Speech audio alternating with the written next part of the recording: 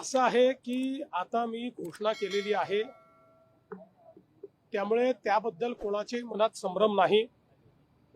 काही लोक वेगवेगळ्या गोष्टी पसरवण्याचा प्रयत्न करतात। कोणी म्हणतं राष्ट्रीयकृत बँकेची होणार नाही, कोणी म्हणतं जिल्हा बँकेची होणार नाही, कोणी म्हणतं या सोसायटीची होणार नाही, कोणी म्हणतं त्याची होणार नाही। आम्ही 2 लाखापर्यंत कुठलीही बँक असो, ज्यांना पीक कर्ज द्यायचा अधिकार आहे अशा कोणीही दिलेलं पीक कर्ज हे आम्ही त्या ठिकाणी माफ करणार आहोत।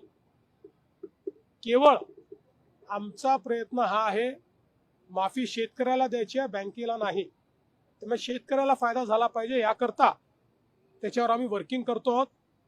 आम्ही यापूर्वीच सांगितलेलं आहे की 30 जूनच्या आधी आपण कर्जमाफी करणार आहोत।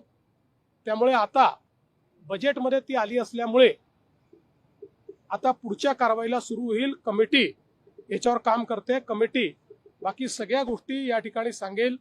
एवढंच सांगतो, जुन्या कुठल्याही कर्जमाफीपेक्षा चांगली ही कर्जमाफी असते।